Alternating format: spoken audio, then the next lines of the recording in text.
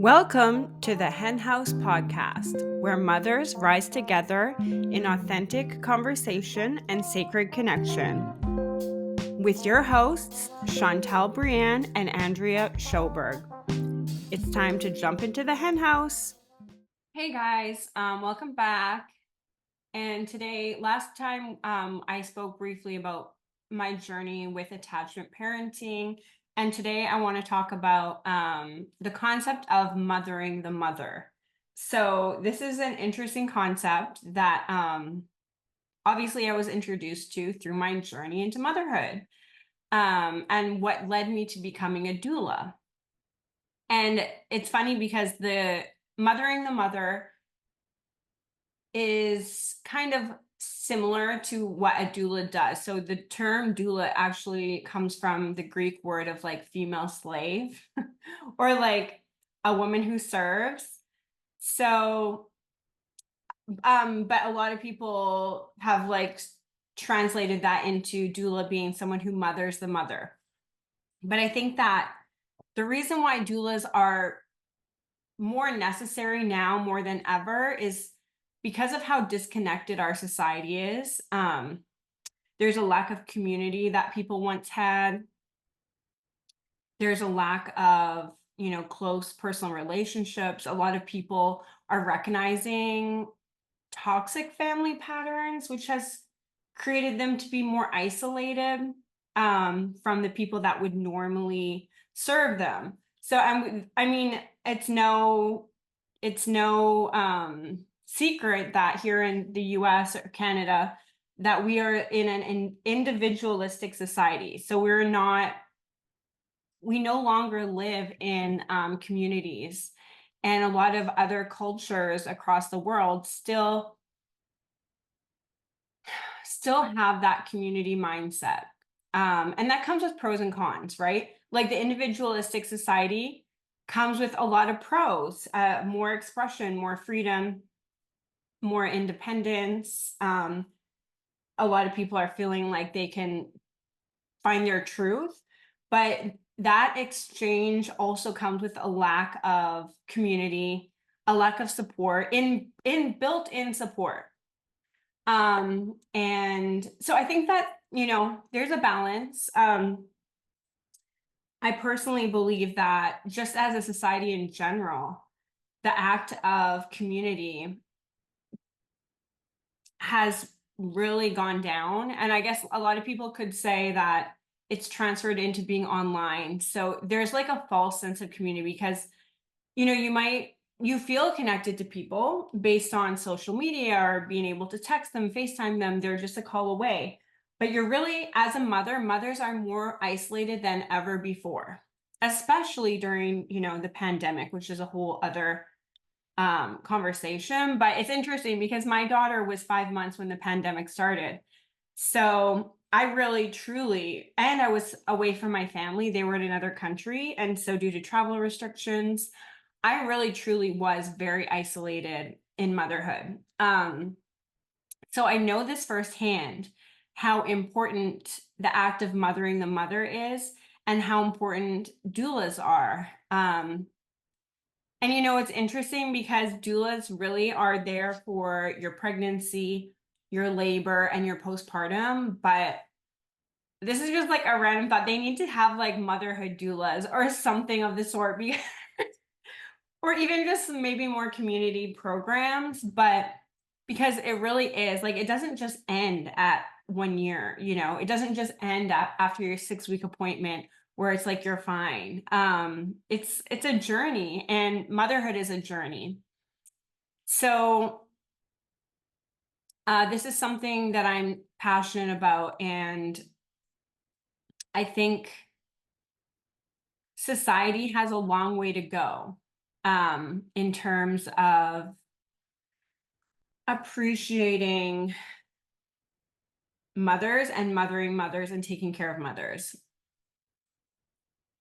Like, for example, just the fact that, never mind just the lack of emotional support and physical support from family, but the fact that, the time to go back to work after having a baby here in the US is 6 weeks. That is absolutely crazy. That doesn't even give the mother time to physically heal. It doesn't allow proper time for like infant bonding. Babies are still feeding through the night, waking several times through the night at 6 weeks. So as a society, I truly believe that we have failed mothers. I believe that, you know, it's getting better, but if you're not in the whole motherhood journey, like when you're in that, you're kind of just like sequestered from society. It's like, it's hard to explain, but the fact that the act of being a parent and having children is such a common experience. It's basically what our bodies were built for. Like, take birth control out of the equation. If you're intimate, if you have intercourse, you're going to have a baby, you're going to become a mother, you're going to become a father.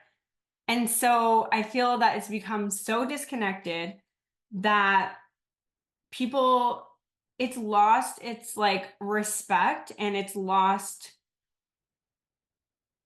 the sacredy, like it's not become as sacred as it should be. And women are just expected to just get through it, get back to work, get on with their life, and, you know, let's move along and, you know, just get back in line, basically. So yeah, that's, I don't agree with it. I don't like it. And that's why I became a doula. That is my passion. And I believe that every woman deserves to feel that support during that period, because it's a very sacred time. Um, yeah, it's a very sacred time. And it ties into my other episode on attachment. If the mother is not feeling that support during that sacred time, it's more likely to impact her ability to be a good mother, her ability to bond, her ability to nurture, her ability to be responsive, her ability to pick up on those infant cues for attachment, things like that. So the best thing, and you know, there's like a quote, if you've probably seen it on social media, and it's referring to men, but like partners, but I mean, this could be for anyone. It says, like, if you truly care about your children, then how do you treat their mother? Because the mother is so important in how the children's resiliency and attachment and all those things end up in the long run.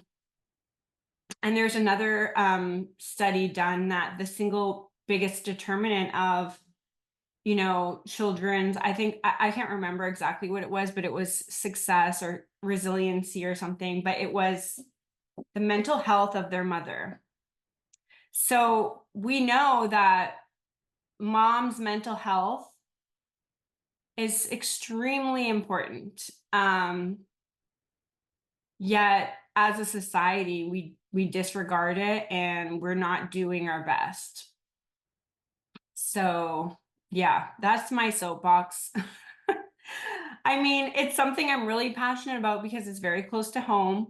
Um, like I said, you know, my daughter was born right before the pandemic started. My doula was instrumental. Like, I felt like my doula was an angel because, and I know a lot of new moms feel this. I was just talking with a new mom yesterday, and it's like, as a society, we don't talk about how hard it is.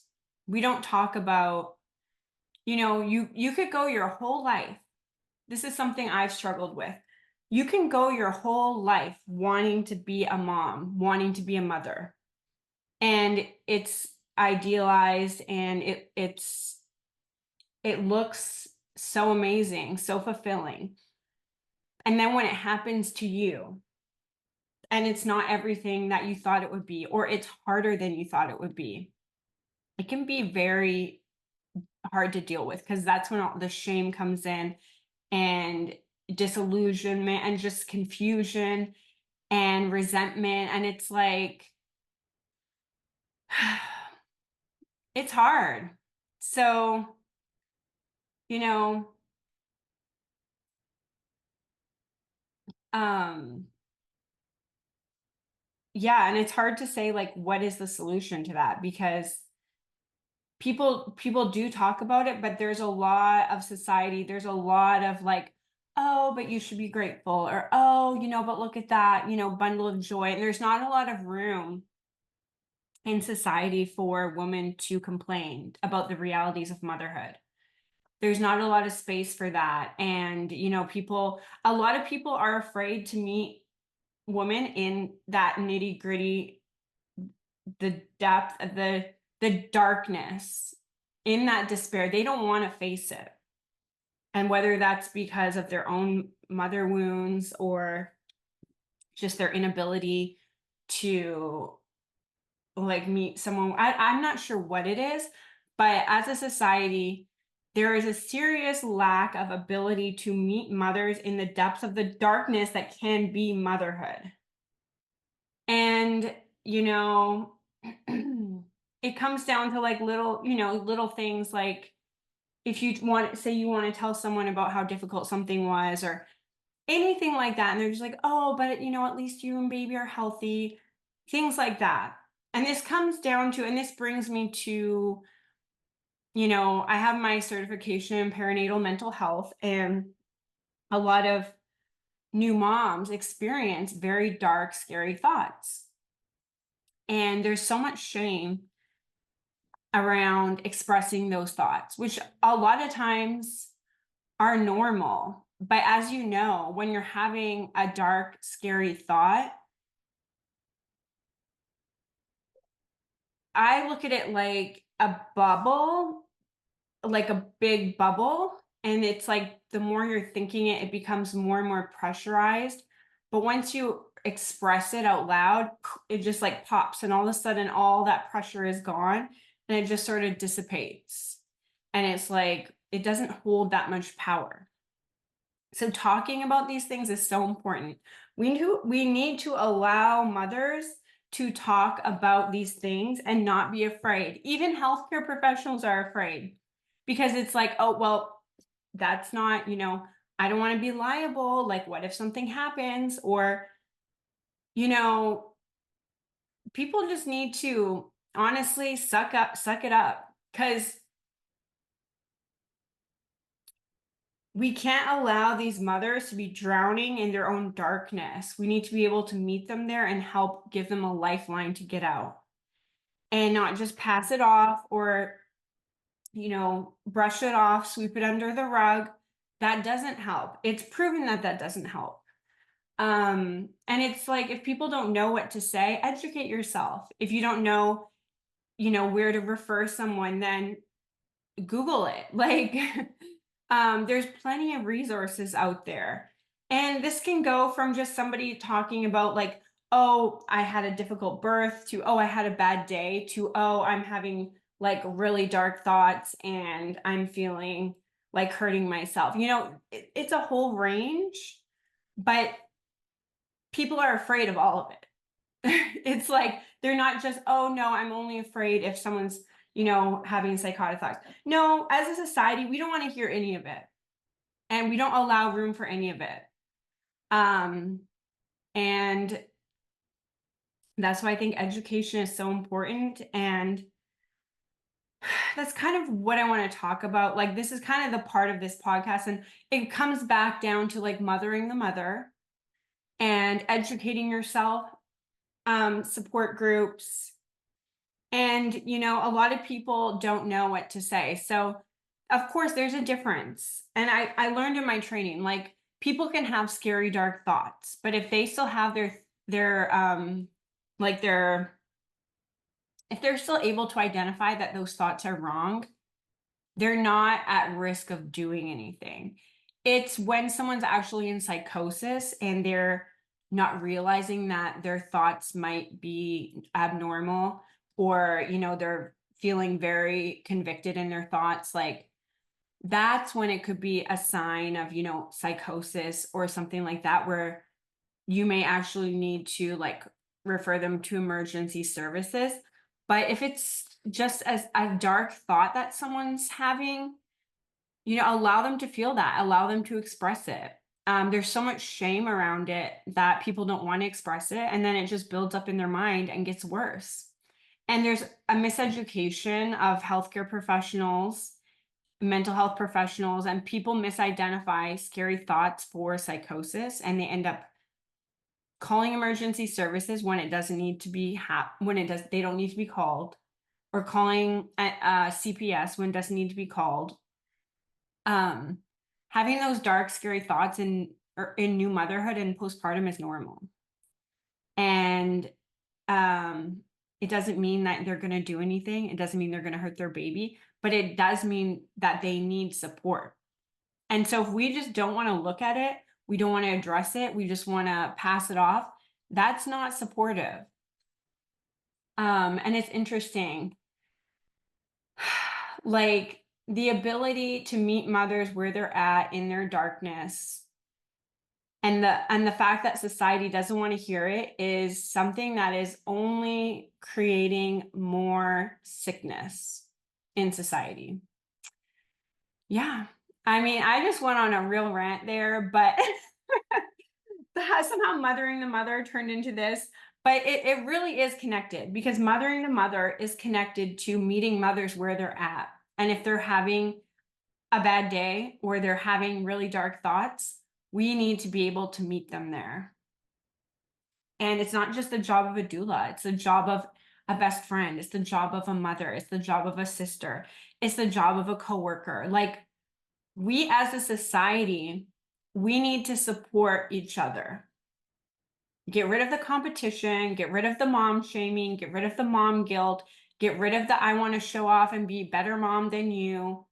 Like, no, or I don't want to tell people I'm struggling because, then they might think I'm a bad mom. Or, maybe Susie down the street, she's such a great mom, she doesn't have these thoughts. Like, no, get rid of all of it. Let's normalize and be real, because only when you're real can you actually address real problems, and you're not just living in a bubble of fakeness, because nothing can be solved or healed from the basis of something fake.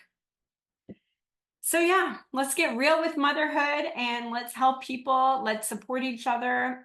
Doulas know this. It's kind of like ingrained in their training and their craft. But as a society, we need to all be doing this. And yeah, that's all that I have for today. I know I got on my soapbox, but it's something I'm super passionate about. So, and that's not to say that motherhood is all dark. Both things can coexist at the same time. It can be dark and scary and also amazing. And everybody knows this. We just, as a society, need to allow women the space to not feel so isolated in those feelings. So yeah, until next time.